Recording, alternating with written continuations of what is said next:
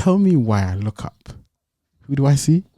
Your dad. My dad. Your heart must have been in your anus. Everything dropped. I said, oh, snap. You didn't even say anything. You just said, let me have it. Wow. Took out my phone. I said, there you go. And all he said was, I'll see you when you get home. Hey!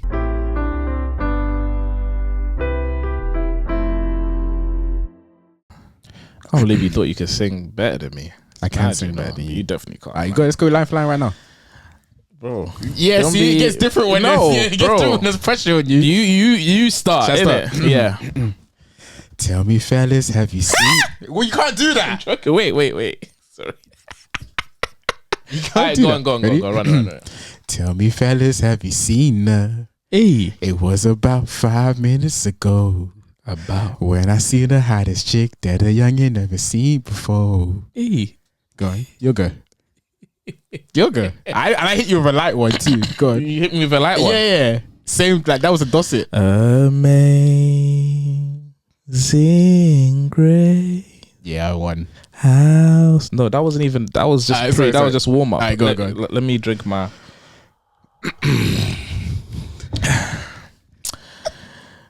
Baby. Oh my god. Wait. You guys, how are you? Bro.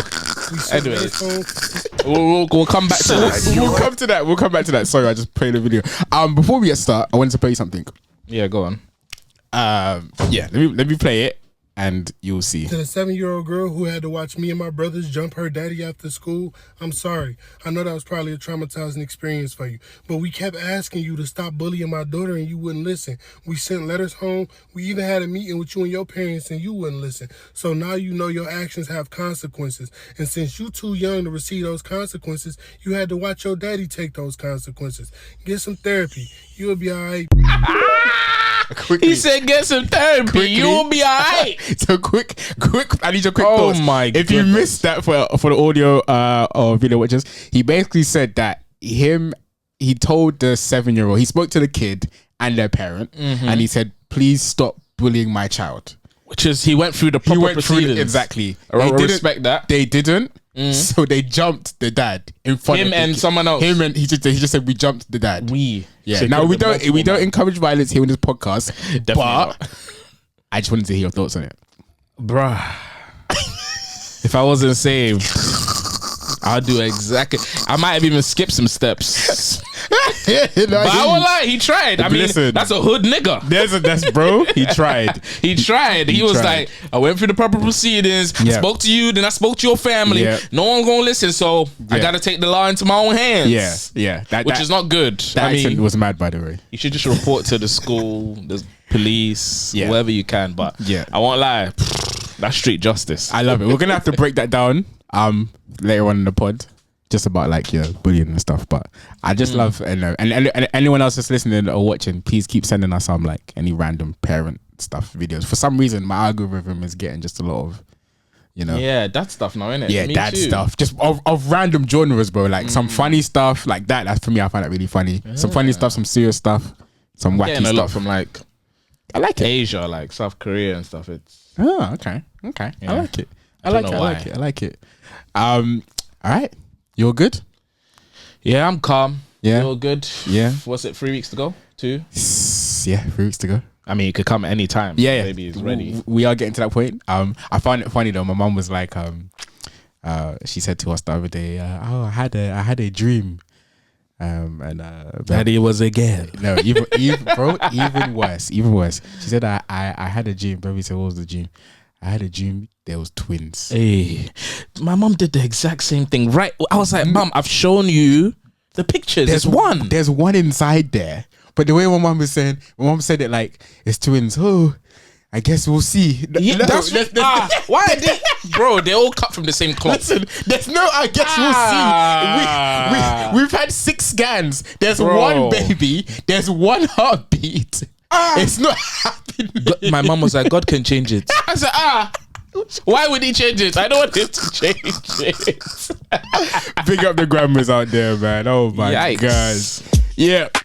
Dads in the Shed podcast, 2 dads and we're blessed, so we have to thank God. Parenthood's hard, so we listen and we talk. But Justin, tell him what's in the toolbox. In the toolbox, Nick, we got a drill to drill down dilemmas and the fact we have kids now. So hear us talk about how we raise adults for minors, covering every angle like grinders. Yes, sir. Dads in the Shed podcast. I'm your co-host Nicholas K. And I'm Justin B. Yes, sir. The dad to be. And the dad indeed. Thank you everyone for tuning in. We want to give this special moment in time to shout out all the other parents out there, stepdads, stepmoms, real dads, real mums, foster dads, foster mums, aunties, uncles, grandmas, childminders, nannies, grandpas, aunties, cousins, stepdads, all you guys who just make the family ecosystem special, man. Yes, we want to. We always do this time in the intro just to give a special shout out to everybody that it takes a village to raise a child, as they say. Yeah, man, a whole community, man. Listen, don't be sleeping on your neighbors. Like, be nice to your neighbors, because there'll be times where you will need them to pick up your kids. Talk about it. That advice is for myself, because sometimes I treat my neighbors like ops. So here we are. Where we at? Episode. What are we saying? Last episode of the season. Make some noise. Wow. I can't believe we've gotten this far. Hey, spud it. Come on, G's. I hope you guys have enjoyed it. I hope you guys are liking, sharing, and subscribing and rating us 5-star on all platforms. Yes, sir. And for our families and friends, I hope you're sharing and not being an op. Please don't. Please. I hope you're following our Instagram page, our TikTok page, all the pages, man. Just run it, man, because I think this is important discussions that we're having, and we're shedding light on some important things that are and dads don't always get a voice. That's it, and that's why we started this, to give dads a voice, and to reach out to other dads that just need to hear this type of voice. Yeah, man, and I hope the dads that have been encouraged, keep spurring us on, keep giving us ideas and the things that you want us to talk about. Exactly. But it's been nice that as we have done more and more episodes, it's been reassuring that this is it. This is the stuff we should be talking about. Yeah. So thank you everybody for rocking with us for season 1. We got big things. We have a special lined up for you as well on the horizon. I guess you'll find out about that soon. Yeah. But season 2 is going to be just as good as this one. Amen. Yeah, even better. And the baby gonna be here. The baby gonna be here. By the time we record season 2, jeez, you're gonna put Ezzy gonna be there, Justin's first child. I'm gonna put my baby here, and we're just gonna have one big. That's crazy. Hey, and then season 3, my other baby gonna be here. That's crazy. That's why I love it, man. It's gonna be a big. It's just us just marking our journey, man. So what you saying? Season 4, your other. It's a bit of a sticky one still. Unless it's twins, then yeah. Hey, as your mum said, and it's very likely. I do feel like we're gonna be having our next one is highly likely we get twins. But how are you gonna feel? You go buy one get one free. I'll be happy with it, man. You have 3 kids. Yeah, that's it, and then that's it, done, finished. But how are you gonna ensure that you're done? Anyway, let's not talk about that. You're not gonna get the snip. We haven't actually spoken about that. We haven't spoken about the snip. Let's speak about the snip. I can't believe we haven't spoken about the snip. We are obviously talking about having vasectomies. So off pod actually. Well, first of all, welcome to episode 8, right? It's episode 8. The numbers. Don't be counting. I don't know where we are. Exactly. Don't know. Anyway, last episode of the season. We sometimes anyway, we have our pre podcast chats or whatever. But I think last time before we recorded, we definitely had like a long debate about like because one of the previous episodes was. How many kids is too many? Yeah, right. So off mic, I was debating with you because I'm telling you, and your lovely wife Mona was telling you as well. We were both kind of telling you. You were saying that you're done, right? Yeah, I'm done right now. Now that you've got done. one in a way, you're done. 2, right? I'm done. Right. Yeah. So my opinion was that like you can't say you're done if you ain't. Why can't I say that? If you haven't physically put in the whatever it is to be done. Yeah, but it's not the only way you can be done. It's just another form of contraception, right? Contraception. So okay, so is it even considered contraception or? Yeah. So what are you gonna do? Condoms. Yeah, condoms and pull-out game. You know what I'm saying? Yeah. See, this is what I was. So please, audience. Shout out to the man with the strong pull-out game. So please, for the audience out there, It's What you say? Your pull-out game's not strong? No, but it's contradictory. How is it contradictory? I'm doing steps to actively avoid it. Because that is contraception. I tried pull out. I'm doing everything contrary to having an inception of the baby. Okay, but pull out isn't 100%. It's not even 60%. No, condoms are gonna be the main. Alright, cool. But what do you mean it's not even 60? Well, it's not. Let's not talk too much about sex because I know our families will be watching. But Listen, there's we're like adults, obviously, adults. anyways. There's obviously you spoke about how you monitor her period dates. Yeah. So if you have the app, it tells you when there's time where there's high fertility, low fertility. True. And it actually works. It's been proven, you know, something out there that, proves that if you avoid those fertility periods, then you're good. It's risky though. My point is that it's risky. So nothing's 100%. I'm gonna say it on the pod. I'm happy with doing this on the pod because I can have it in like recording, like almost in writing, telling you.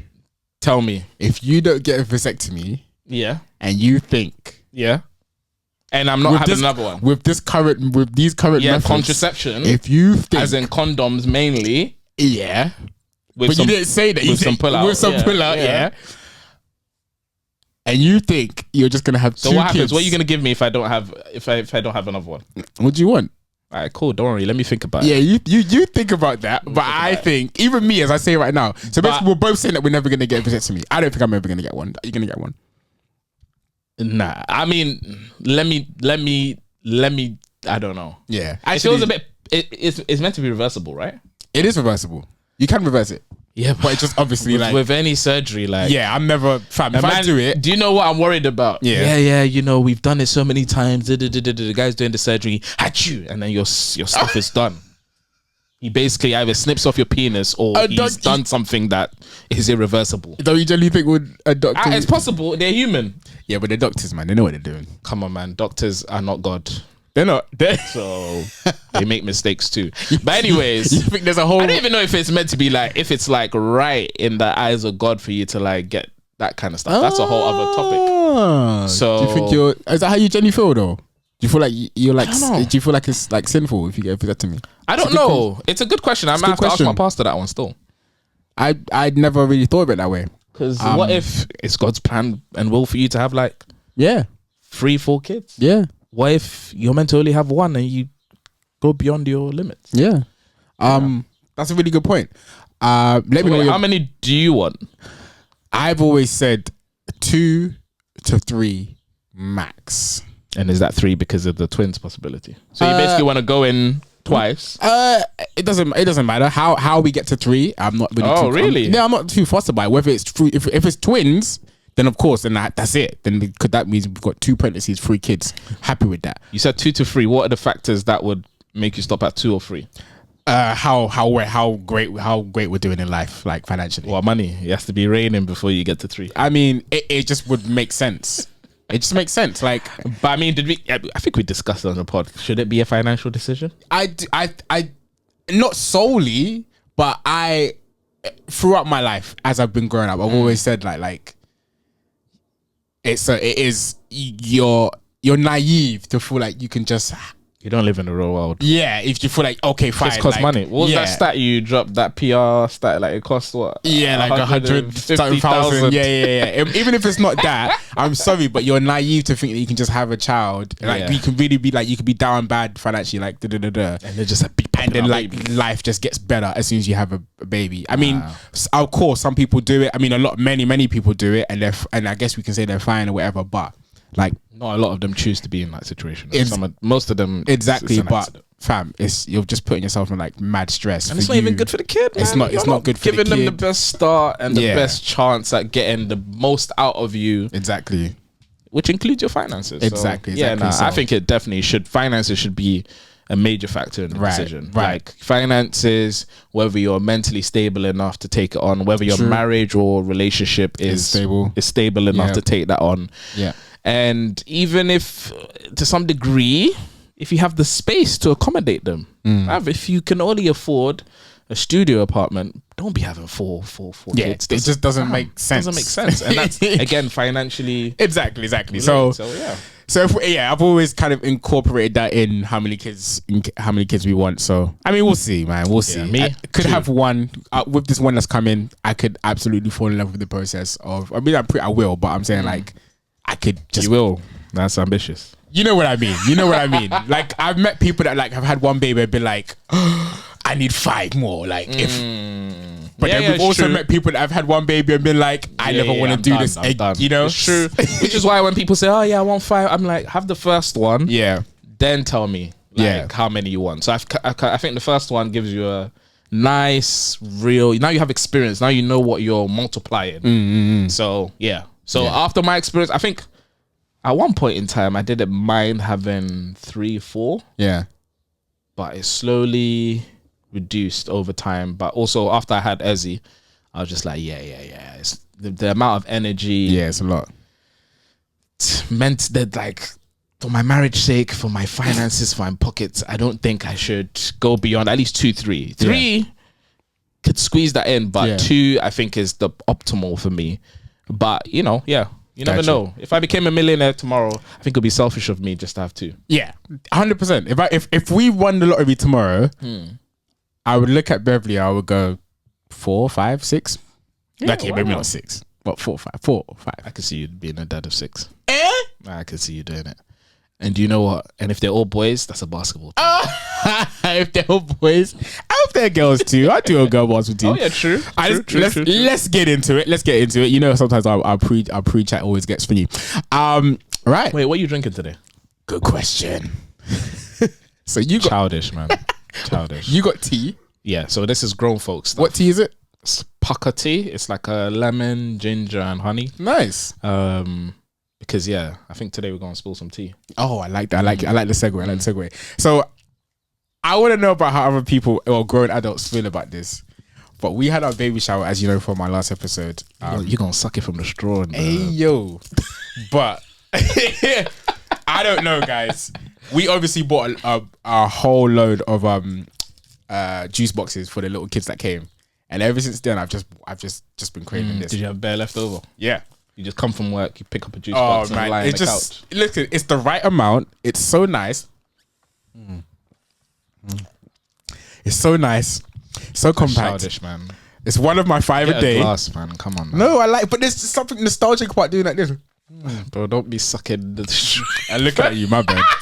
Hey, yo. This guy wants to look at me dead in the eye. Okay, let's begin. Actually, before we actually get into the main point of our episode, I actually do want to update the audience and update you. We went buggy shopping. Oh, ha! Yep. Oh, sorry. Buggy. Out the way. I haven't played any of these. I like to just play these and just get this out of the way. Right. Buggy shopping. Also, we need to get Ezzy to say, "Dad's in the shed." Do you think she can say that? Yeah, at this age, yeah. Okay, that's good. Yeah. We need those. Anyway, so we went buggy shopping. Big up to John Lewis. Oh yeah, shout out John Lewis. Shouts to John Lewis. And I'm not just doing this because we're on a podcast and we're like honestly guys, we went to John Lewis. We were meant Baby was trying to get us to like book sometimes you can like book an appointment and go there and they can actually get through it. But I was like, but the appointments was taking long and sometimes you have to do availability. We missed our first one. So I was shocked that you have to book an appointment. Yeah, it's weird. It's weird. For what? I'll tell you why. But then when you get there, you're like, Yeah. But I just said, let's just go. Like, what? Once we get there, if we ask them questions, what are they going to say? Sorry, book an appointment first. And you know they prime themselves on customer service. Exactly. So I said, let's just go. So we went. Nice afternoon. Sun was out. It was a beautiful day. We went. And we met this lovely, lovely lady. Honestly, I wish I could remember her name. Can you remember her name? Sammy? Big up Sammy. John Lewis, Brent Cross. I'm serious. Like, I'm serious. MVP. If you live in like near Northwest London or anywhere near London area, guys, go John Lewis and ask for Sammy. We went inside there. Did you leave a customer review to the manager? I didn't, but I'm going to. Like, okay, I'm generally going to because we go in there. We're just looking around. Obviously, she immediately greets us. Oh, nice. Right. That's important, you know? Right. I see a buggy and I'm already like, with me, like. Do you remember what brand it was? No, I don't remember what brand it was. So you have to treat it like you're picking out cars, my guy. No, but hold on. I I have to. I'm walking you Okay, through cool, like cool, my cool. like my mind stay in it, like because I just get. I'm just like, no, I'm just gonna go there wherever. pick whatever feels right, looks Yeah, right, and you walk out. I do that. So I get there. I'm like, oh, this is nice. That does the job. How about we just look at this kind of time, this kind of brand or whatever. She goes and she comes over to us, asks us some great questions. Is this your first? Congratulations. Kind of sets the mood already from us when we get going. Nice. But then, okay, she starts asking me questions I didn't even ask myself.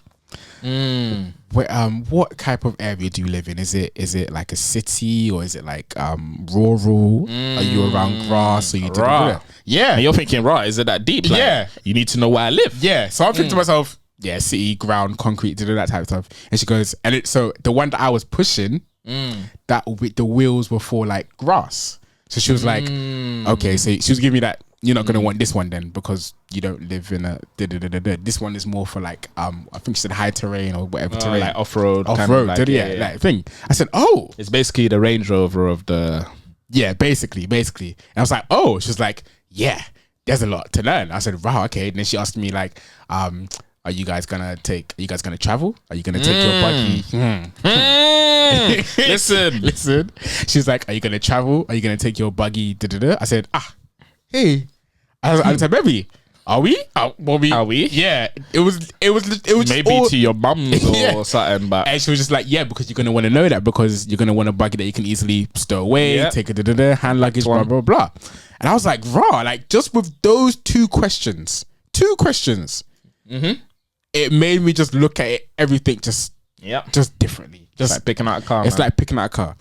The education she was giving us, she was speaking about the suspension. She was thinking about the weight, and she was making me pick it up. She was making me hold it. She was like, "How does that feel? How does this feel?" And it was like, it was just really good. Some people, you guys might be listening and thinking, "Well, you know, Nicholas, she's just doing her job." But what I'm trying to say is that, like, I just had already decided about how I'm gonna pick a buggy. If anything, I think at one point at the beginning of the pregnancy, I was like, let's just go on Amazon and order it, or let's just go let's just go on Facebook Marketplace and see what's out. I mean, a friend of mine actually did tell me, just go on Facebook Marketplace and buy it. But actually, it's like how you said, guys, this is honestly like buying a car. There's so much that goes into it. And they all have different safety features, which is why they ask you these things, because if it's not good for certain terrains, you're gonna be it's not gonna be a good one. It's not gonna be a good one. My main once she explained everything, I was like, okay, I'm quite concerned with like how to pack it up, because there might be times where I'm not around. It's just going to be Beverly on her own. So I really wanted to make sure some of them you have to do. It's like Transformers. So a couple of them that she showed us, it was pull here, push there, and I was like, I don't like that one. Pull here, push here, pull here, lift here, swerve it, and then we're done. I didn't like that one. But then I think the one that we ended up liking, I'm looking at Beverly now, was it Nuva? Nuno. How is it? Nuna. Nuna. Is there more to it? Nuna Triv, something like that. We'll probably put the link for this episode. Hopefully you pronounced it right. Yeah, but the brand is definitely. Have you heard it? I've heard of that it, one. Yeah. It's a well-known brand. Everybody's you would have definitely seen it. We ended up looking at that one. Loved the way it packed away. Loved the way it looked. Very stylish. So the first one we saw that they had on display was like a light brown one. But we thought it's obviously going to get dirty, so we don't want a light brown one. We want a dark brown one. So we're going to probably get that one.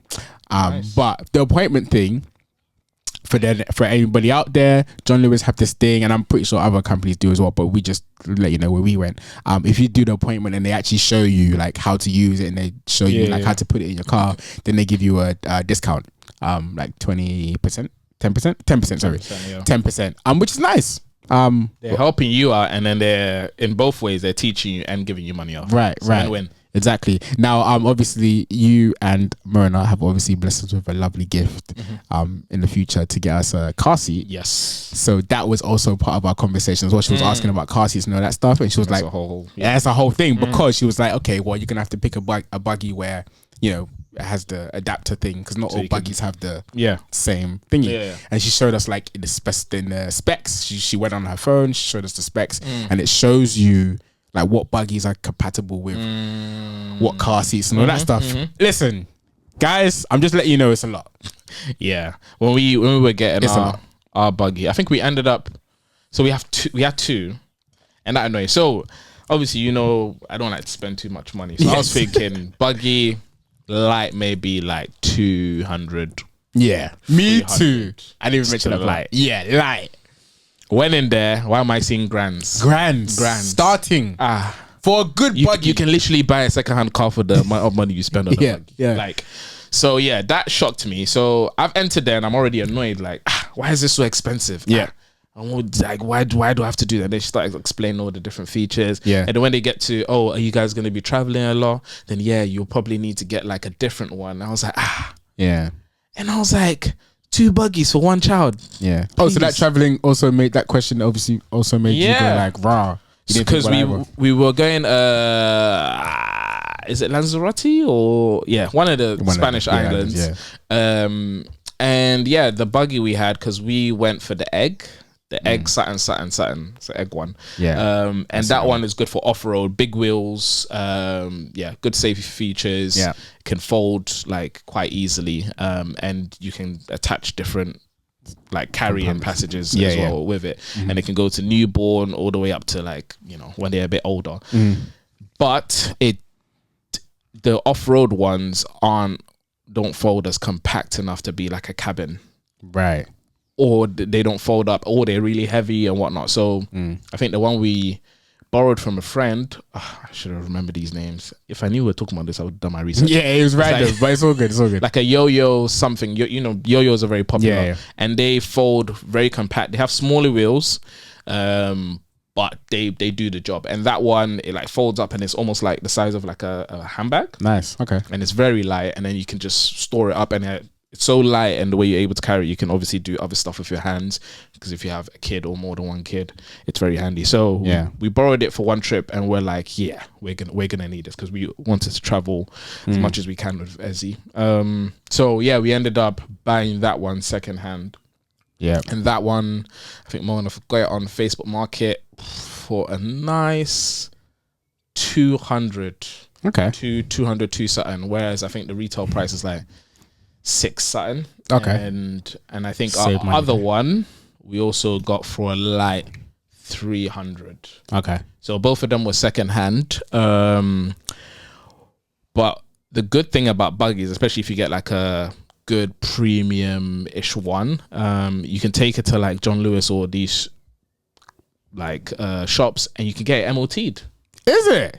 And they will literally test out all the features, fix everything, clean it, and they will give it to you back brand new. See, I didn't know that. Yeah, I didn't know that. So that's mad. It really is a car. It's a car. It's a car. So baby car. Yeah, when they did that, I was like, oh. When she explained that to me, I was like, bruv, this is sick. So yeah, when we've got both of them secondhand, just took it for the John Lewis MOT, sent it back to us, premium pristine. I like that.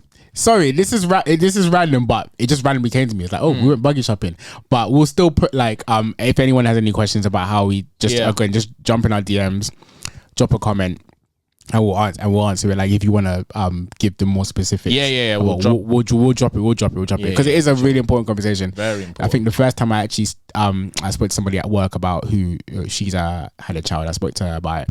First thing she said to me was, listen, buggies are mad expensive, so start looking about the different ways you can get it, and so it's just always good to let people know. Yeah, man. But that was a good one to talk about. Yeah. Don't sleep on the buggies, man. And be prepared in your baby showers. Put that at the top of the list, please. Yeah. That too. If they buy just that and nothing else, trust me, you'll be very, very grateful. You would have saved yourself grands. Yeah. And if you feel like in your heart of hearts you have like good people around you, have a baby shower, guys. Yeah, man. For a baby shower, because honestly, that wish list. The amount of things that you got from yours. Have you unpacked all of them? Yeah, we have. It took us a day. It took us a whole day. Yeah, pretty much to pack because obviously everything is in the packaging. So my thing was it was taking up so much space. Yeah. So my thing was like we need to create some space. Yeah. Like it's like been my mantra since we found out. So have you started working in the baby room? Yeah. Start with everything. So what are you gonna do? What you plan to do in that room? Not knowing the sex. Well, okay, sorry. We haven't started working on the baby room. Yeah. Because I think at least for the first 6 months, the baby's just gonna be in our room. We have like a nice little like baby like cot thing that's gonna like attach to our bed and all Next that to stuff. me. Yeah. Amazing. Love that. It looks great. I'm so it's excited. the littest thing ever. So excited. So we're okay for like the first like, you know, thingy of the baby, but I think we'll start working on the baby room a bit later on. Jeez. Hopefully we can drop some pictures. Nick the painter. Yeah. Have you showed we still need to show. We'll show you because of course. Oh yeah. We'll show some clips of Ezzy's room. Done by a home of Mo. Follow it. Took a while to do, but yeah, once it was done, it was the most because your baby room is beautiful. Good thing we did. And it's lovely, and yeah, we've been blessed to have some, you know, good stuff put in there, which makes her comfortable. Literally, her room is better than ours at the moment. Honestly, the room is so beautiful. It's lovely. So yeah, man. Yeah, I think we need to actually have to talk about baby rooms as well. Like, what do you put in there? Like, do you put in sensory things in there, or are you conscious about, you know, whatever aids in development? Because I need to find out about it. Because I'm obviously we're gonna have 2 hours. I don't know if that's what you. I think I just left it to Mona. Yeah. But the one thing she put in there, because she was like, "I'll leave it to me to design," because apparently I interfere too much.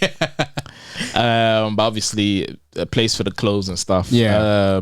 We have the cot in there, and then I bought this. So the bits that I bought like this bench that I got off Facebook Market. It's like some guy built it for his daughter. Yeah. And it's like proper made out of wood, and it's like a toy treasure chest kind of thing. Gotcha. But it's also a seat for her to like sit down, so she sits down next to me and then I read to her. Yeah.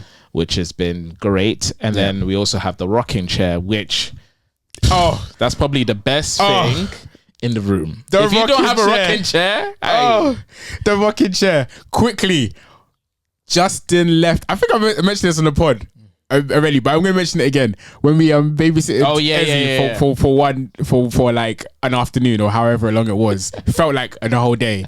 But Ezzy has a rocking chair in her room. I was on there. Ezzy obviously wasn't going to sleep. I was on there. I played Twinkle Twinkle Little Star. I was rocking a chair, and you'll be out. I almost fell asleep, bro. The amount of times I've fallen asleep and then I wake up and she's just looking at me like, really? Oh my gosh! Big up the rocking chairs. Get a rocking chair. Honestly, I haven't got a rocking chair. For those who have space, it's definitely, especially at night time when you're like really tired and you have to rock them to sleep. Yeah. Sometimes the standing thing gets long, so you just want to just lie down and then just do that. Yeah. Motion, and it's lit. What else do we have in there? Oh, Mona created this mural. Oh, you guys are amazing. Of like stickers on like a wall, and it's basically like birds, because she learned how to say like birdies, because in our house every morning there's like these pigeons that come and land on like the fence. Yeah. And she just used to seeing them, so we just say, oh, that's a birdie. So every morning she's like, birdies. So we got a thing of like different birds. But how useful that has been, because obviously it's like a mural with like different colored birds, cages, trees and stuff like that. It's actually helped her with her counting, her knowing what colors are. That's what I'm obviously saying. Pronouncing animals. So I thought that was just like a light feature, but actually it's helped. It's been a huge like learning tool. See, that's what I wanted to know. I was just thinking baby rooms, thinking, wait, do you just do it because if they're a girl, paint the room pink. If you're a boy, paint the room blue. But when you mention stuff like that, yeah, no, really I think it's important. Yeah, put some thought into it. Yeah, let us know what your baby rooms are looking like. You don't have to send pictures, obviously, but just let us know. I mean, if you do feel comfortable sending inspo up pics, to you, completely up to you. Drop it to us, man. Please, and should it be the guy's responsibility or the girl's responsibility or both to do the room? Because some people are just like, stay out of it, dad. It's a good point. I literally don't know how much Revy's really good at like. Yeah, she's creative. So. Yeah, that stuff. So I might leave it to her, but who knows? Right. We also want to talk about it's a tough topic. We kind of alluded it to last episode because of the dilemma that we had with the smacking kids thing. Gotta beat your children, guys. Well, in this episode, we wanted to touch on discipline styles. So it doesn't necessarily discipline style doesn't necessarily mean are you going to beat your child or not. Obviously, it's involved more discipline than just beating your child, but before, we should just break it down, really. I guess with what you just said so far. Let's start with what type of disciplines did you obviously your child is not here yet. Yeah. What have you guys discussed about?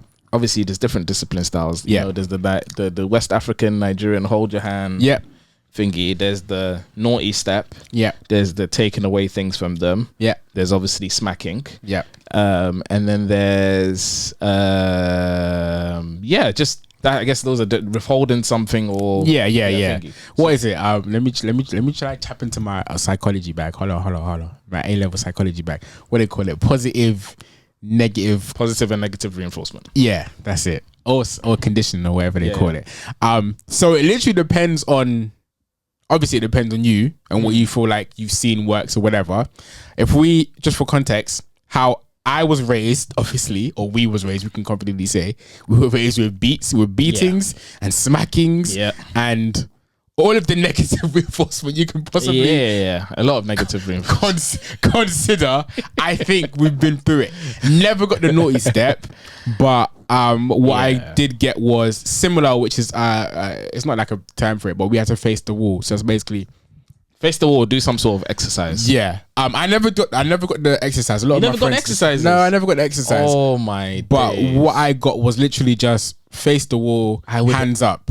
So that's kind of exercise because you have to hold your hand up. Endurance, innit? Endurance. But yeah, so for the audio listeners, basically how it works that you literally face the wall and you put both your hands in the air and you're just there for not for days, but feels like days. Do you know the one I hated? There was one where you like go into the squat position, you put your back against the wall. Yeah. And then you put your hand out. Yeah. So that's how my dad would make us just seated. Yeah. And you have to be there. If you waver your hands, he will smack it with a ruler. Jesu.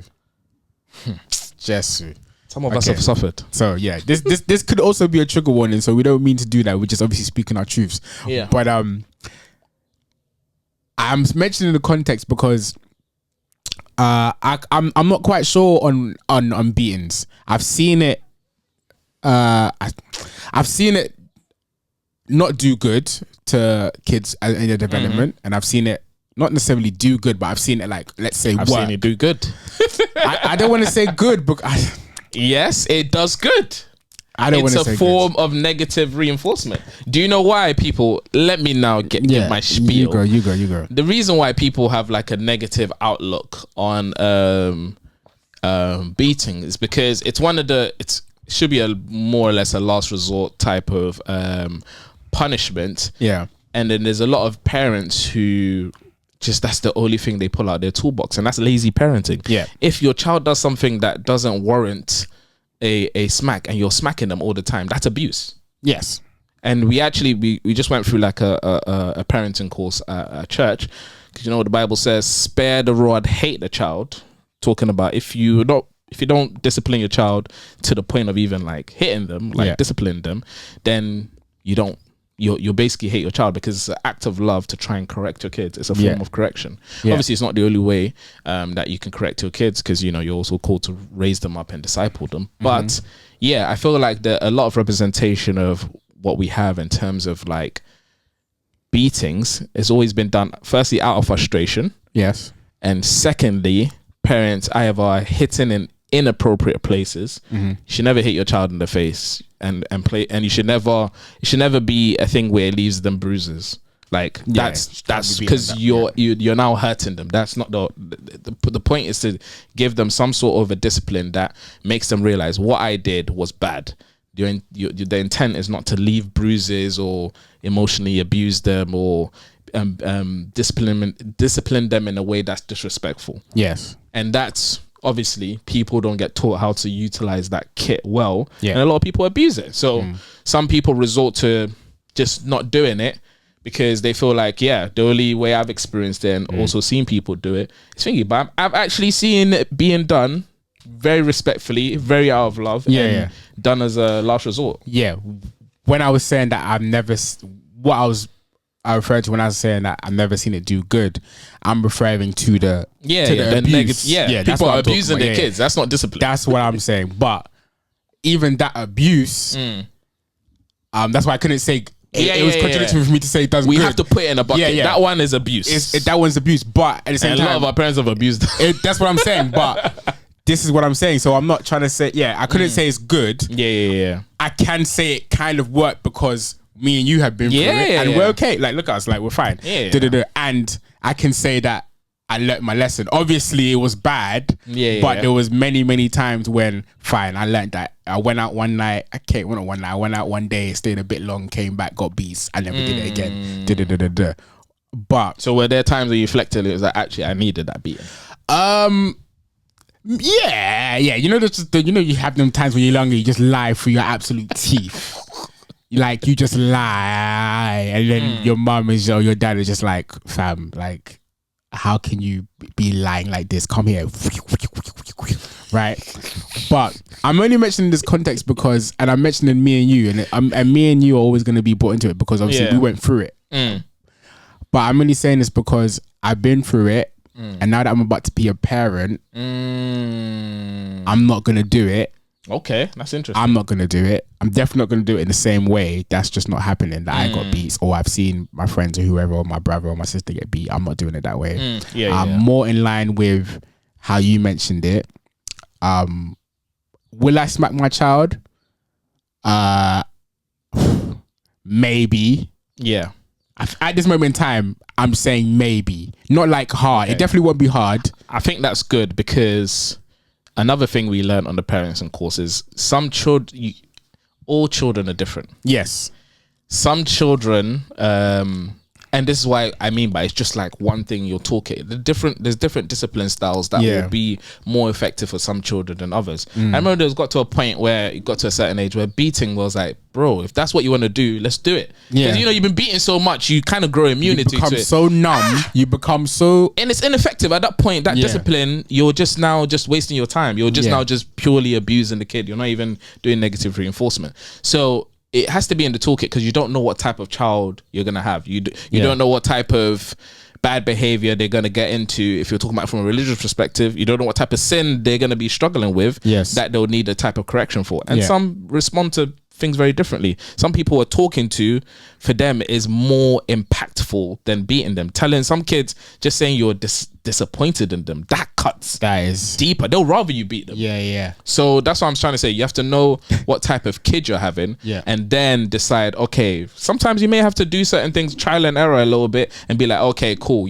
maybe the way your personality trait is, actually, I should do more this type of discipline style. So I think personally, and this is my opinion, don't shoot me down. Just what I don't think you should. I think it's wrong for a parent to rule out any discipline that's obviously not abuse until they've actually gotten a chance to actually know their kid and know what they need.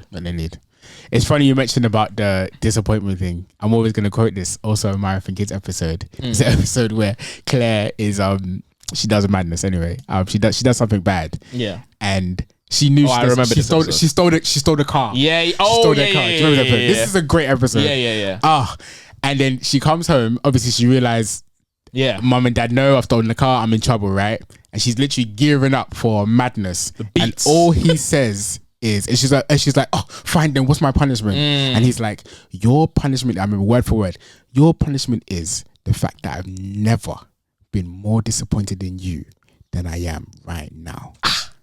Even the way you said it right now, you cut me. And you know, she even says in the episode, she was like, Dad, can you just like be me? Because I'm not sure I can take that type of guilt. She'd rather you give her any other type of discipline. Yeah. And it's like, that's a perfect example. It's all right. I want to just bring that up for good context because it's like, I hope to kind of build up that type of rapport and like authority with my child, where it's like, that can also be a form of discipline, where it's like, my child just doesn't want to or hates to like 100% do like disappoint mum or dad or just like look, you know, you can just look somebody in the eyes and then you know it, whether it's our parents or whether it's even our teachers, whoever it is that we look up to, when they look at you and like fam, it's a lot. It's a lot. So that's kind of like my style that I want to incorporate. If anybody grew up watching Super Nanny, do you remember what Super Nanny? I think I remember. Okay, there is this show, if you have it, the show was on back in the day, Channel 4, Channel 5, whenever. Oh yeah, I know who you're talking about. I can't remember her name. I'm sure everyone else does. Yeah, just a woman. She's on TV, and obviously families would hire her to come and help her kids. But the naughty step was like her main thing. A game. That was her game, and that was her game plan. She would just go into the house and just say, right, yeah. And she was very big on she was very big on like coming down to their level and looking them in the eyes and speaking, hey, don't do this, and if they continue it, right, naughty step, and then you obviously kids would come off the really bad kids would come off the naughty step, and then you would. Her point was that you have to be persistent in it. So sometimes in these episodes of Super Nanny, you would spend like the family the mum and dad would spend literally like 3 hours putting them back on the naughty step, back in naughty step, back in naughty step, back in. Super Nanny should just be in the background and should just be like, keep going, keep going, keep going, keep going, keep going. I'm not a dad yet. So I don't know if I'm gonna do all that. I wish I had the naughty step growing up. Give me that naughty step any day. Of course, anybody listening, parents listening out there, if you use the naughty step, if it works, please let us know. I want to know, because if I find that I'm getting a lot of people saying try the naughty step, of course I'll try it. What about you? Yeah, I think the naughty step, I'm not opposed to that as a discipline style. I also think it's important to understand, and again, this parenting course was really good. There's different stages and different ages that certain disciplines are more appropriate for. Yeah. If your child is 18 and you're trying to tell them no, okay, not 18. Bro, no, go that is context. No, go younger. Let's say like even 14, 16, 12. Even more. Yeah, even more. What about 8? It depends on your child's emotional development, but even like that, I don't even think. Yeah. It depends on what the thing is as well. But it's ineffective. The child will be looking at you like, what, naughty step? All right, say nothing, lie. So you obviously have to, apportion it to the right age. Yeah. But yeah, I'm not opposed to. I'm open to a lot of any technique, really, discipline styles. Yeah, whatever kind of works. But for me, I mean, one thing they're reinforcing is ensuring that. What's the saying?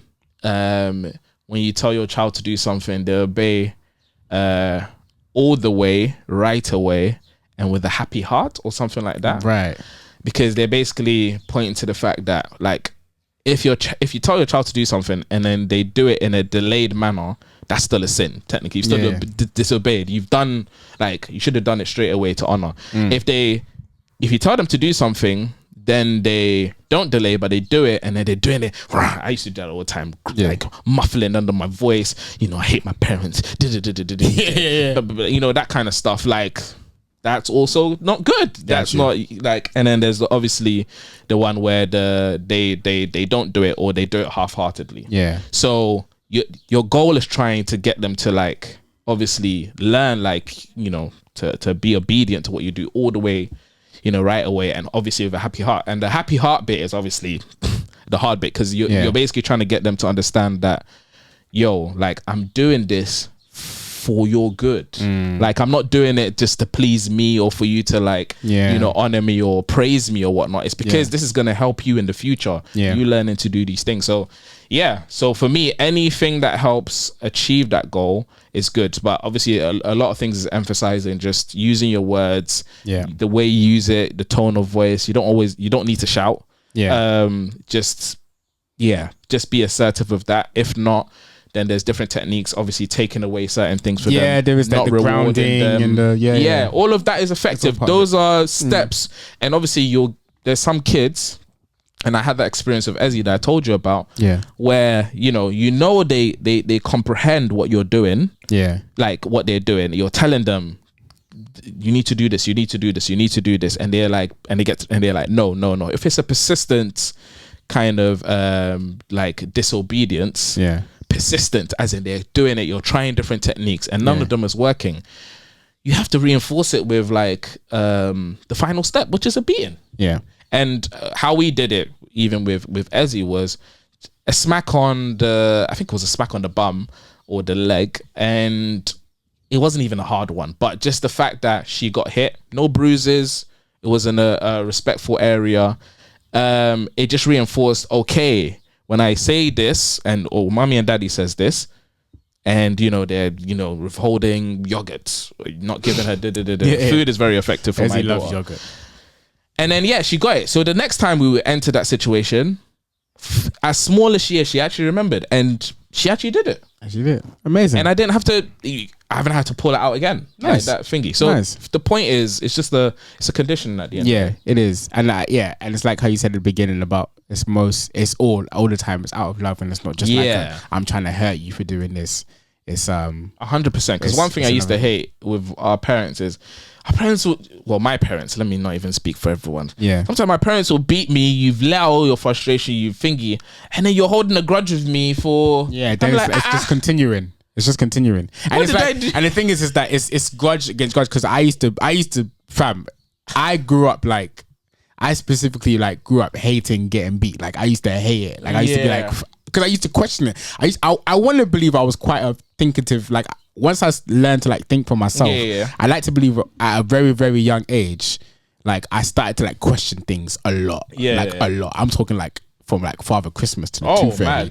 Like I started to question things from a very, from a very, very young age. So that happened as well with beating. Like I used to question like, why am I getting beat up like this? Like, and especially when you go into school, when you speak to your other friends and they're like, oh, my mom just grounds me. Like I used to, I remember asking, I remember me and my sister, I remember asking like our like friends, like, rah, like your parents don't beat you in like primary school or year 4, year 3. Yeah, it gets mad. So it's like you have to think about these things about like your kid or whoever, like just like thinking for themselves, because I was able to think for myself. With that comes emotions, and with emotions comes like emotions like resentment and all that stuff. So I started to have that at a very, very young age from my parents. Yeah, I contemplated, back in the day on TV, them adverts come on, child abuse. Hey, call that number. Call 0. And what did they tell you after they beat you? Call them then. Call them if you're bad. Go on. I'm telling you, I contemplated calling that number. I contemplated at a very young age. And they used to fear you calling them and also going to tell your teacher. Or the police. Go and tell your teacher and make sure they call child services and come and get me. You won't have a mother. Is that what you want? Exactly. So and then now you're just there, just like okay, so this is my life then. Yeah.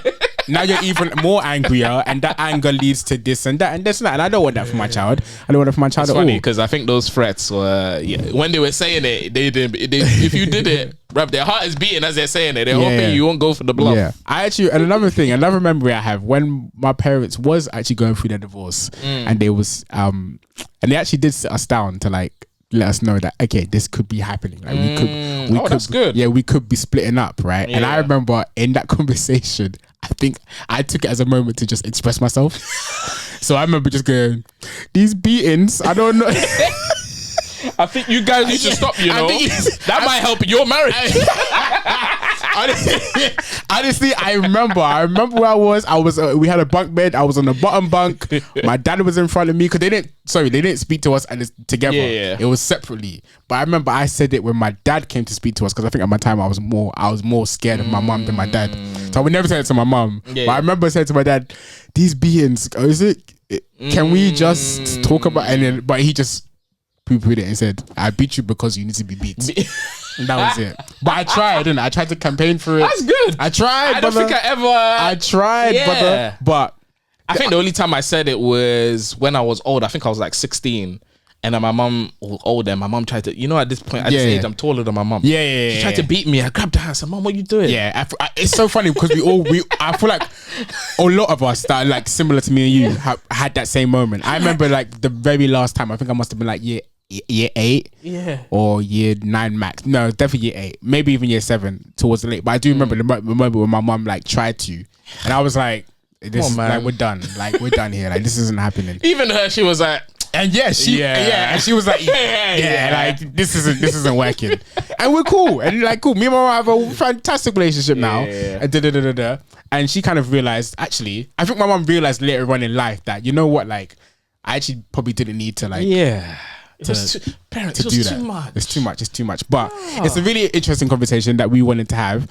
And because obviously we have a nice little community growing now with anybody that's listening and watching the pod and please in the comments or whoever, just drop what works best with your child. You don't have to say it as a fact. We don't want facts or anything like this is gonna work, that doesn't work. We don't want you to do that, but just like share with each other or share with us how you discipline your child and what works and and we just want to know because I genuinely want to know because it is like a ongoing. it's ongoing struggle. It's ongoing battle. I don't know what kind of type of kid I'm gonna have. Am I gonna have a kid that's literally like a rebel by just chance, or just, I don't know, maybe that's how I mean, my mom tells me that when I was young I was really peaceful and I was good, so hopefully my child takes the same. And I like to was believe. you I know, maybe I because it was on the fence a lot even from young, isn't it? Yeah, maybe or maybe Nicole was the one that's what I'm saying. hell. That's how it was. As a twin, my mom said that Nicole would be the one, like, I can imagine going crazy. Like, let's say there'd be a piece of chicken or whatever. I'd have the chicken. Nicole would like try to grab the chicken off me. I'd just be like, fine, have it. That's how my mom said that I was. You know what I'm saying? It's just like, you know what? I can't be asked for all of this. That makes sense. It makes sense. So I don't know what child I'm gonna have, but I am open to like listening, man. Do you think your discipline style is going to be different or you're gonna withhold if you have like a daughter versus a son? Yeah. I think so. I don't. I believe. I believe in double standards depending on whatever. Hey. You know what I'm trying to say. Guys, don't clickbait me and then make me into something. Let's snip that bit out. I believe in double standards. I understand it depending on whatever the scenario is, and unfortunately, that's just how the world works. That's not based on necessarily my belief, that like how that's just based on like environment and just like what is around them. Like for a girl, I'm gonna like discipline in a way because I just know that people look at women differently in general. So you understand? So obviously, they'll have different needs. Exactly. So obviously, like how I speak to my daughter, and it is going to be way different to how I speak to my son. Like my son now, I might have a more of a laddie type. I don't know the way I'm just talking about just how I speak to them. I just might have a different. And I might find that because he's a boy and he sees that I'm a man, I can say a certain thing that just connects better. But then you know what I'm trying to say. But then the daughter, she just might be like, I don't know you like that, like.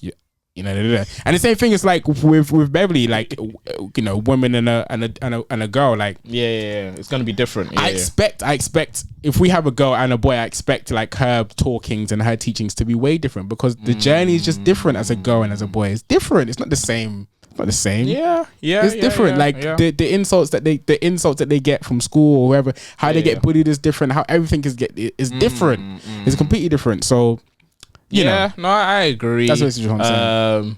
The application will probably be different across the board, but I mean, beating is still going to be in the toolkit for both of them. But I mean, like, it's not going to be a thing where it's like I'm going to have a harder beating for my son than my daughter. I'm not doing that. You both gonna get it.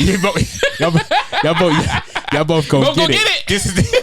This is the level. Like, it's the level 0.5. Y'all both gonna get 0.5. Like, that's just how it's going. That's just how it's going to be. Yeah, no, I agree. I mean, when you're raising a son, you're raising a future leader of a household as well. And men just naturally, I've even noticed with my like nephews, like, I don't know, their pride, it develops from a very young age. That's the thing, like, male pride is a thing. They try to dethrone you from young, like, bro, you're under my roof. Whereas I don't think daughters, like, they don't go for that headship as much. But obviously, it's just teaching them to listen and whatnot. So they'll have different needs. And this obviously a personality trait, and also preparing your daughter to become a woman versus preparing your son to become a man. So it's definitely different needs. So I think that is valid.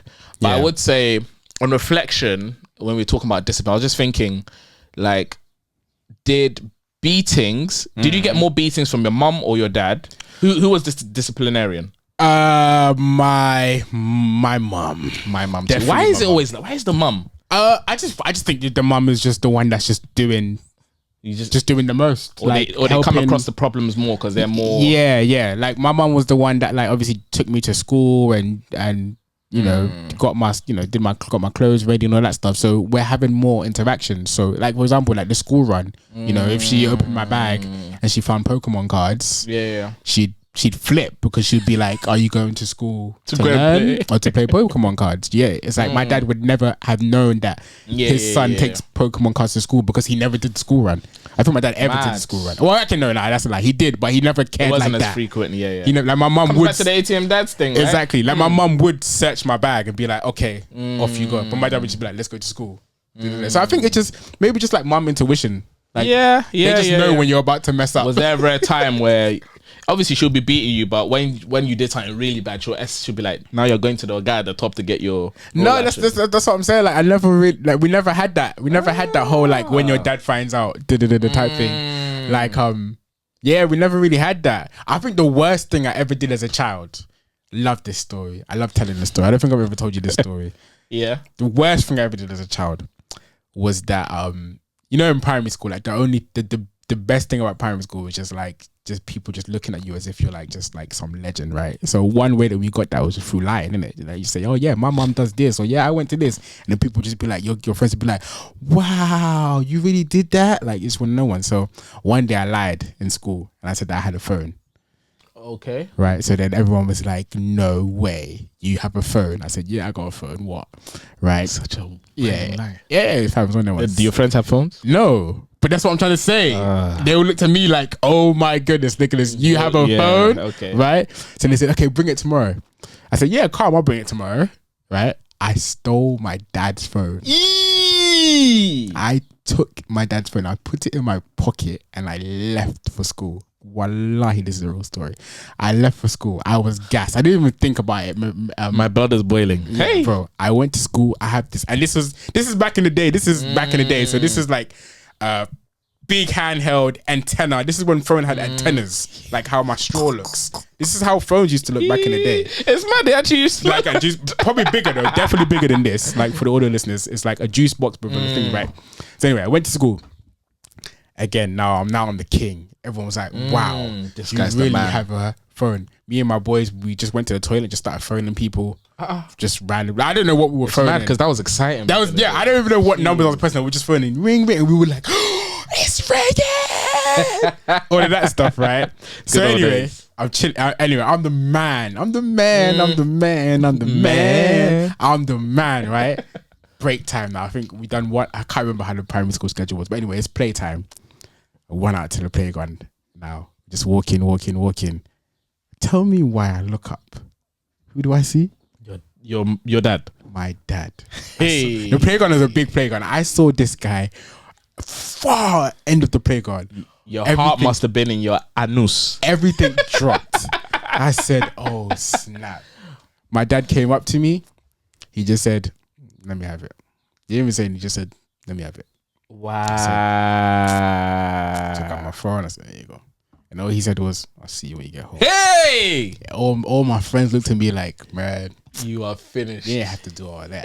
You didn't have to lie, dog. I was like, sorry. I was like, sorry. I was like, sorry, guys. Bruh. But I'm telling you the story because of what you said about the whole scared mom dad thing. But then later on, obviously, I had school and I had an after school club. So I went through school and I went through the after school club. Was your heart beating? Yeah, throughout the whole thing. Dad picked me up and he just basically just said, like, just don't do that again, man. Oh, wow. Didn't get no beatings, nothing. Oh, your dad was good, boy. He was alright. That's what I'm saying. We never really had that. If anything, I want to say my dad was, I mean, don't get me wrong. He had some Armageddon days where he was like all hellfire. But like on most cases, like he was cool. Like he was alright. Like he didn't really, like, it was my mum that was more scared. If I took my mum's phone, she'll rip your skin off. Oh, bro, it would have been peak. But yeah, I love that. It's just a funny story. Yeah, my dad wasn't really the beater reaver. He was more words. Yeah. He used to, my dad's tongue was sharp. Was it? Sharp. Just piercing. Just. Did it actually hurt you? Oh, yeah. Did it? And I think as a guy, you don't like to admit it, but like disappointing or like again, like certain words from your dad just hit different to your mum. Yeah. Because dads don't show their affections as much. So when you just see disappointment, it actually hurts a bit more. Yeah, exactly. Whereas your mum can beat you and the next day she's feeding you and whatnot. So there's kind of a reinforcement there that she still loves me. Right? Yeah. But with your dad, it's like, oh, you're kind of left in limbo. Like, oh, rah, like, what have I? Like, does he hate me now? Yeah. Or whatever. Blah blah blah. But it's funny because my dad used to be a teacher in Ghana and Nigeria, so he used to beat them kids. Like, so he used to. So when my dad would beat us, he would give us professional beatings. Like, I don't know if you. So I grew up in Ghana. Yeah. And they used to do this thing with the ruler, where you put your hand like that. Yeah. Beat me on any part of my body, man. That one is just evil. That one is painful. And then they'll put it yeah, just don't move it. Every time you move your hand, they double the Jesus. So I really hated that. But it's funny because like anytime my dad beat us, I left with more of a grudge against him than my mum. Whereas my mum was, when it came to beating, mum, you're probably gonna listen to this. You were bad. She was evil. Reckless. Everything. All my brothers, like, I think it's only my little brothers who were born here that they probably didn't get as bad. From cable wires to wooden spoons to your brush to shoes to slippers, high heels, the belt, everything he gave. But we have so much, like, it didn't change the love that we have for our mum. Like, we all ride for my mum. And obviously my mum had 6 boys, so I won't lie. If she didn't have the beating in the toolkit, you guys needed to get beat. Suffered. Because sometimes with guys, they need to see you have no fear. And we were fearful of my mom because we know that woman, doesn't matter how big we are, she will mess us up. Ay, Dios mío. So but it's mad because I think it's better that my mum was the one beating us than my dad. Even though me and my dad went through our issues, but it's mad because but I also don't like, obviously there's also a stigma where it's like some households let the dad be disciplinarian, and I have a very strong belief. That's a good point. That it should be both parents disciplined. Don't make one person the bad guy and one person the good guy. That's a good point. That's not a healthy environment to actually raise your kid. I like that point. And discipline. So that'll be my only advice and the only thing I'm taking into raising my kids. I like that point. I like that because that's like we're telling our beating stories, but it's also like a way to that's a good way to round it off. Yeah. And also, like, because we're both telling you that, listen, I grew up with a lot of resentment and anger. So, guys, if you're out there, mums and dads, if you're out there with the belief that I'm going to beat my child, like, aggressively and abuse them or do whatever, we're just giving you our opinion of how we felt growing up and how it made us feel. So, if you listen to this and you still go and do that, I don't know what else to tell you. But even to round off the Ezzy story, after we beat her, like, there's an importance, like, you have to explain why I did that to her. And also always reinforce it by telling you, but I love you, and then carry on as normal. Oh, that's cute. And that's basically a way to, because holding a grudge just shows that instead of showing that you're angry at what they did and not angry like at them, you're angry at the behaviors that they're exhibiting. You have to kind of delineate the two. Hate the sin, not the sinner.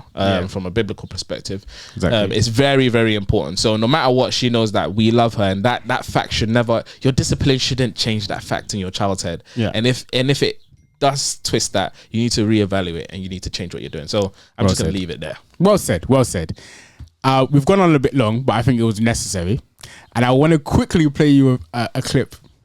This is another clip. This is just the theme for the season. Go on, show me the surprising clip.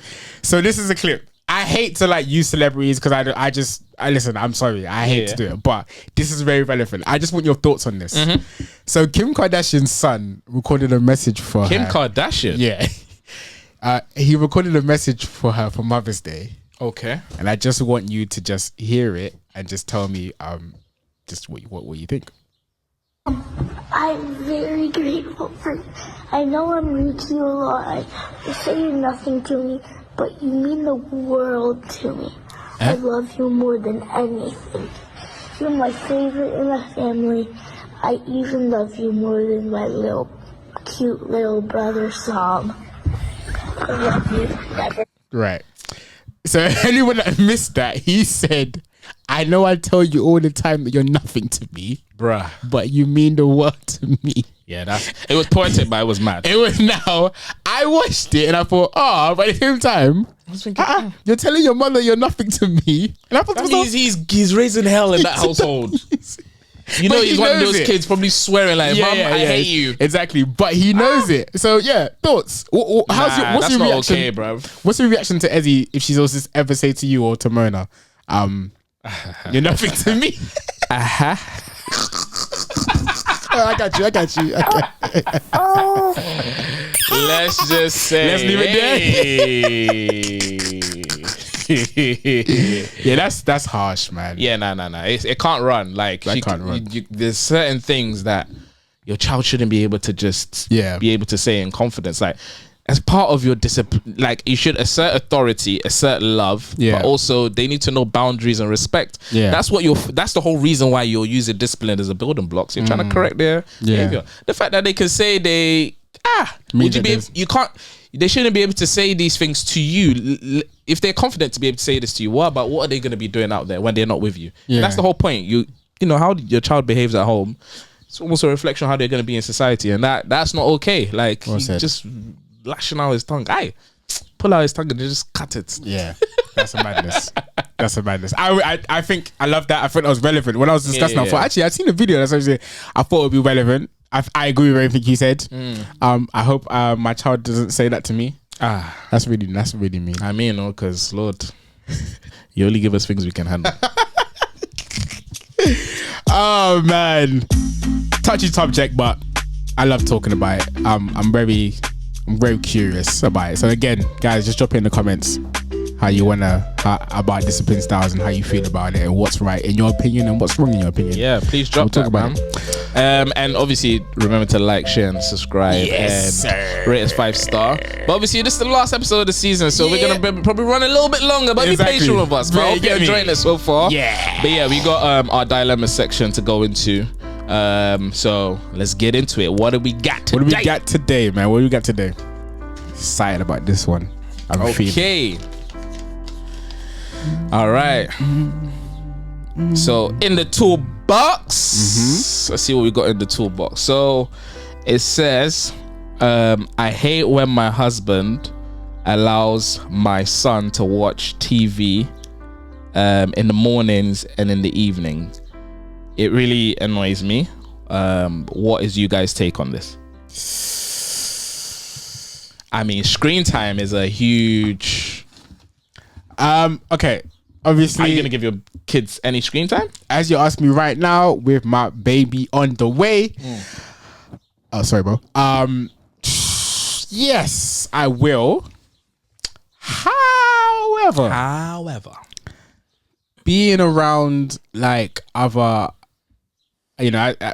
since we've been on this pregnancy journey, and this baby journey, glory be to God, we've been around, a lot of other babies. Really, I'm kind of seeing it. I'm not judging. I'm not saying I'm judging people, but I'm just seeing other people's how they parent and what they do to kind of relax the child, or even just when I'm going to work and I see it, and I want to say on most cases, majority I've seen just here. All right, you're annoying me. Yeah, take this. Lazy parenting. Right now, I see it.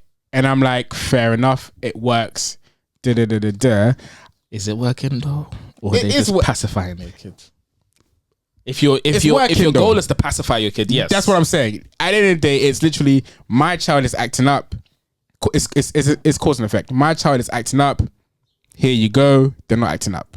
It's simple as that. And I get that. Obviously, that's very like one surface, or one layer, but that is... I don't know. I'm going to say I don't get that. I know you don't, but just think of it just as one surface in it. As simple as that. Yeah. On a superficial level. As simply as that. It's stop the noise. Yeah. Stop the noise. For that, I get it. It works. But now we can think on a bigger level. Now let's open the layers, right?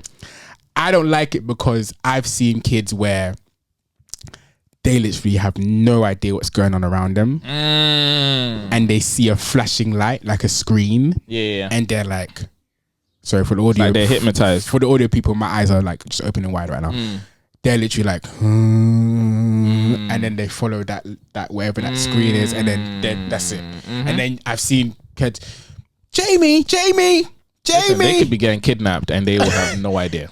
Now that is the part that makes me go, yeah, I don't want that. Because I mean, growing up, being aware of our surroundings was just natural. It had to be. We didn't have that. We riding bikes, pretending that you're flying in the your environment was your... Yeah. So to come back to it, I'm just gonna be careful, man. I think I'm definitely gonna use screen time like within reason. Hopefully, like I'm just not gonna rely on it. Yeah. And I don't want it to be a necessity. Is my thing. So as long as I can do my best and me and Beverly can do our best to patrol that, I'm okay with it. I just don't want my child to just be like lost. Laptop eyes. Yeah, laptop eyes. Thank you. I was trying to like think of the phrase. That's it. I just don't want my child to have laptop eyes or screen eyes or whatever you want to call it. Because honestly, it looks so scary. Like I see it. I've seen They're it. like zoinked. Oh my gosh! Like they have. They're like, they're gone. Because of just being addicted to this like screen time, and and it's not even like, and I'm not judging because we do it like as adults, we're on our screens, like when I Netflix. Have you ever just been like Instagram. on your phone and you just like, And you have a moment where you're like, bro, I've like, what am I doing? what am I doing? Like, And you almost like lost space and time, like Right. you were so it's scary because when you It's have those moments, you're spooky. like, bro, like I started this at 12, and in your head I was like, oh, I'm only doing this for 5 minutes. You check and it's like, what? it's 2 hours have gone by or an hour's gone by. Yeah, no, it's scary. You don't even know what you've watched. You don't even know like what you, but you like your thumb is You just lost a bit of life. yeah. Your thumb is just doing this.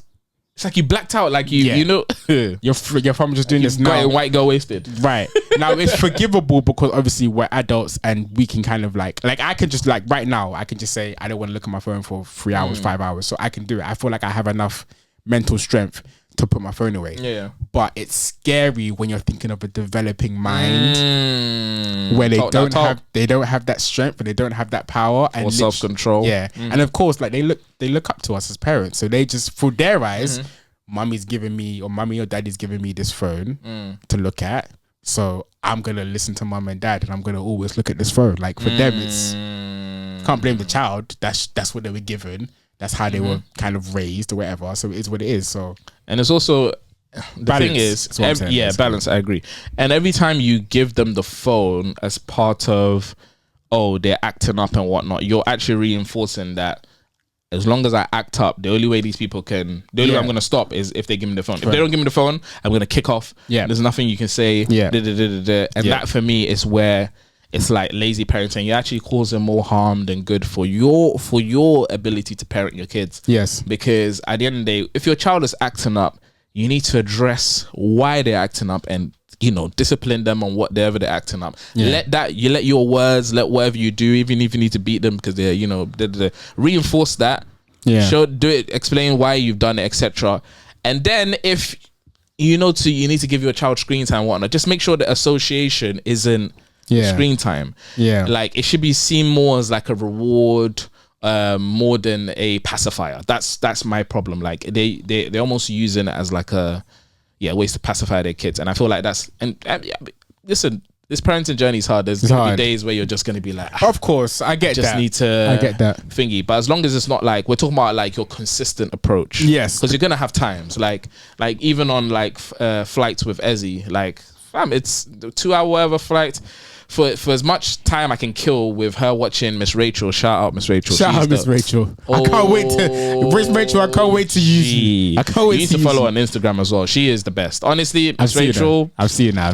I can't wait. My child's vocab, her ability to like speak and record things is all down next to that. level. She's good. So to give the dilemma a bit more context, tell us how you use screen time with Ezzy then, or how you police screen time with Ezzy.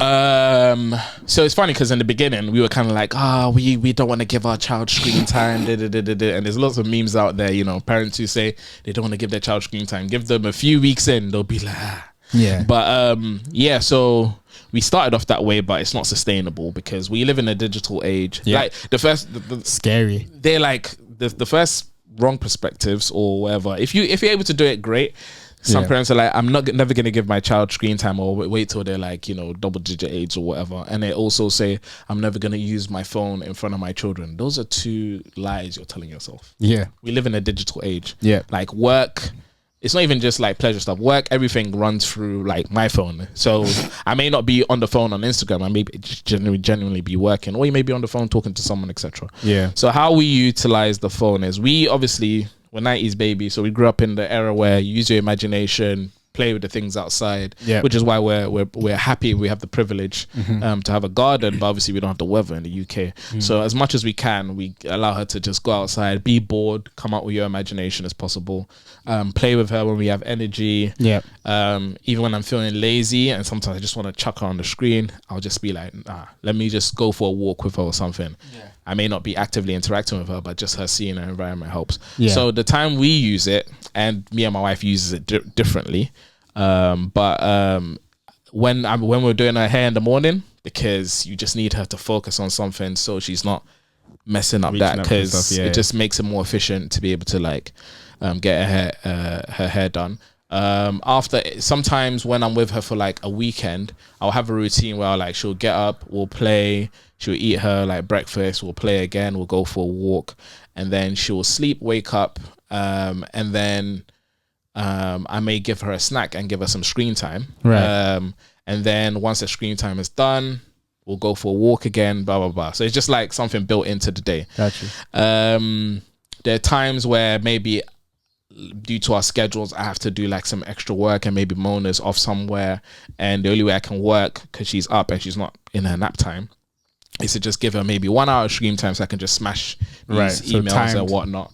But I'm always conscious, like, okay, cool, after this time, I gotta like offset it with like playing with her, blah blah blah. So it gets to a point where she actually sees it as a reward, and she sometimes be like, "Oh, TV, dada," and I'm like, either she's already had someone like no, or I'll be like, yeah, and she'll be like, yay, you know, she looks forward to it, and then she and obviously we've also seen the benefits of it teaching her so much. So there's times where we're like, yeah, half an hour, 1 hour screen time a day, that's calm. That's okay. Nice.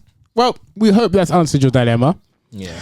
That one we're gonna have to update that one actually. We're gonna have to update that, because that one's it's just a tricky one. It's a sticky one about how you approach that, and I think we fully understand that, you know, sometimes you could just, even a week, you could just have a really really bad week. And screen time will just get you out of just a lot of long conversations and long just. As long as it's not your consistent approach, sometimes you just need it to just reset, do what it does. Just do what it does. But I would say in the dilemma, your husbands are up before they go bedtime. He is just creating havoc, because the mind needs to settle. So at that time, it should maybe reading books, singing songs, playing with themselves, those kind of things. I like jumping out images and all that stuff. Fair dues. Right. The last one of the season. It's time for your favorite battle of the dad jokes. jokes. So if you don't know, if you're just tuning in, or if this is the first time, maybe this last episode is the first time you're listening to us or watching us, we do dad jokes at the end of every episode. Where Justin tells a dad joke, I tell a dad joke, and we leave it for you guys to decide who had the better joke. And after this today, let us know over the season who's got the season dub, because I think it's me. But anyways, I like that. If you want to just go back to previous episodes, you can go to the last part even, hit a dad joke, or maybe we do like a compilation of dad jokes and then let people judge. That might be nice. Cool. A lot of work for our producers, but hold that. Right. Who wants to? Nice. So who wants to go first? Did I go first and last, or did you? I think I did. I think you did. I'll go first. Actually, no. I went first last time. Okay, over to you. Thank you. Cool. You guys ready, yeah? They're ready, man. They're ready. What does garlic do when it gets too hot? What? It takes its clothes off. That's a good one. Jeez! Oh, we finished this strong like that? Yeah. That's a good one. Season done. Okay, I like that. Hold on. Let me see if I got some. That's a good one, you know. That's the best one of the season. I think it's take your clothes off. I like that. I woke up to find my mustache was missing this morning. Why? Someone must have stolen it right under my nose. Okay, you know what? These two are actually. Yeah, that was decent. That was decent. Neck and neck. That was decent. I'm not gonna lie. I might give it to you. Thank you. I might give it to you. That one's actually, it's clever as well. But mine was witty. But I the delivery on yours, you know. Thank you. It was a respectable end to the season. Thank you. Oh man, we thank God. Honestly, we really thank God. I can't believe it. The whole season, man. Let's bring that the intro one more time, man.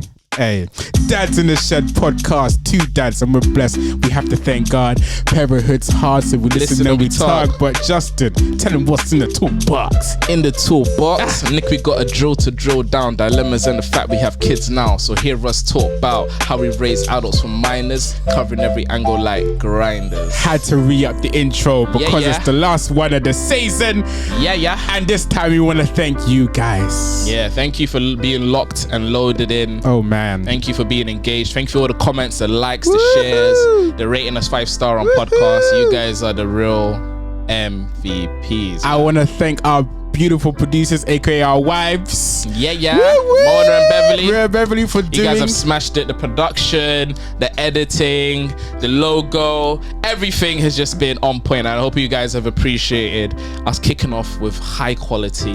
Just for you guys. It's all from the. It's only gonna get bigger and better. That's it. Bigger and better. And shout out Thriller, the producer. Yes, sir. For the beats, you have nailed it. The best producer in the world. Smashed it. Yeah, man. Shouts to you, man. Shouts to you too, Shouts man. to you. I want to thank my co-host Justin. I want to thank my co-host Nick. Yes, sir. We smashed it.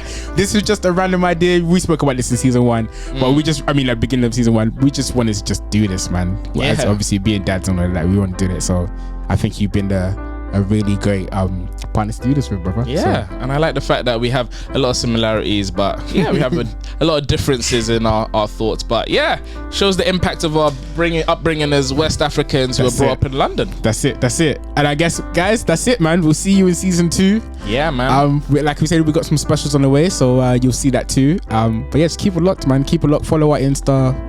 It's all here. And man, just keep updated with us, and we'll keep you updated with our journeys. Season 2 coming soon. Hey, it's amazing. Thanks, guys. Bye. Peace.